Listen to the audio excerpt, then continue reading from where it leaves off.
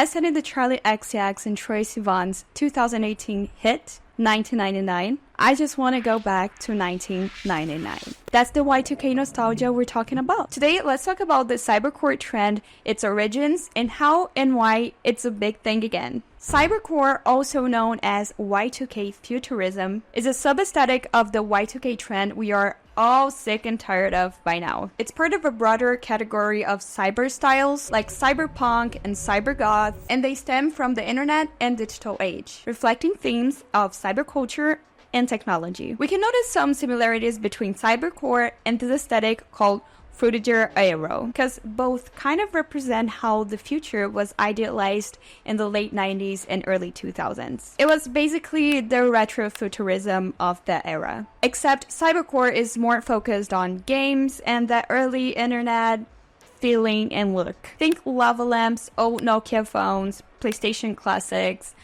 Game Boys, metallic makeup, spiky or crazy hair. Now, more than ever, humans are craving nostalgia. We are fueled by nostalgia. There's this strong element of nostalgia for the 20th and 21st century visions of the future. This whole retro futuristic appeal brings back styles and concepts from when digital landscapes and the internet were still pretty new and mysterious and on its early stages. Digital art and graphic design have embraced and expanded the cybercore aesthetic lately by experimenting with surreal and abstract digital landscapes, 3D, glitch art, and chrome. Okay, what's going on here?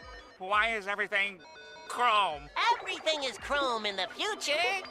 Lots of chrome. A market that is so killing the cybercore aesthetic is the K-pop market. Some K-pop album concepts explore these themes of technology, dystopia, and futuristic societies, which are all central to cybercore. And these themes are often reflected in the album art and marketing material. Also, both K-pop and cybercore resonate particularly well with a younger audience who are native digital users and more attuned to trends in technology and social media. But let's go back to the Cybercore Resurgence. The Cybercore comeback in contemporary culture is closely linked to the growing integration of, technology and digital media in our day-to-day lives. And also a little visual shift towards maximalism and anti-design after a long period of minimalism in conventional design. Actually, I think we're still, as a society, minimalist. I mean, maximalism, it's not tacky anymore. It came back to the mainstream, but it's still not seen as conventional design, if you know what I mean. Okay, so now that you guys know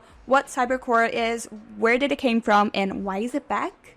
Did you guys think I would leave you empty-handed? Well, of course not. I myself designed 4 cybercore templates for a use case that, believe it or not, it's not that common. Social media. So I designed those 4 Instagram templates. These templates could be a great starting point if you want to try this style, but you might be a little lost. I don't know. Why not use these templates as a base and maybe a source of inspiration? 3 elements that are available in Kittl that work really well for this type of design, and I totally recommend, are the retro vaporwave elements. I use those a lot on those templates. We got about 130 of them, and they are vector, meaning you can change their color to anything you want. For example, here I added this deep blue gradient to kind of like imitate the Windows XP pop-ups, These are pretty flat elements, though, I have to say this. So I added some depth with some shadows and,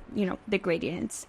I would also recommend the pixelated fonts and Y2K fonts. We have plenty, tons of that in Kittl, so you won't have any difficulties finding them, I'm pretty sure. Just literally type Y2K or pixel in the font search bar and you're gonna find a bunch of them. Well, I think you're gonna have a hard time trying to choose one of them, but not finding them. And lastly, the pixel illustrations in the elements library are also great. I used a couple of them here, but just choose one to fit your design.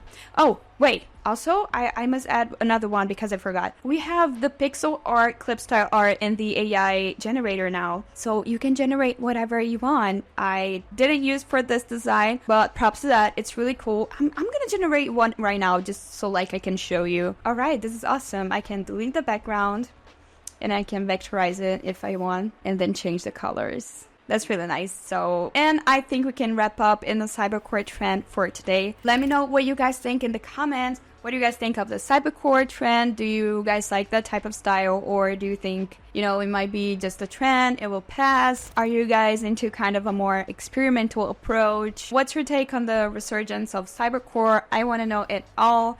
Comment down below. Do you guys think we're going to be seeing more of this in the future, or not really? If you enjoyed this video, don't forget to give it a thumbs up and subscribe to Kittl's YouTube channel for more videos like this about trends, about design, about art, and about cool stuff. So thank you so much for watching as always, and I'll see you in the next video. Bye!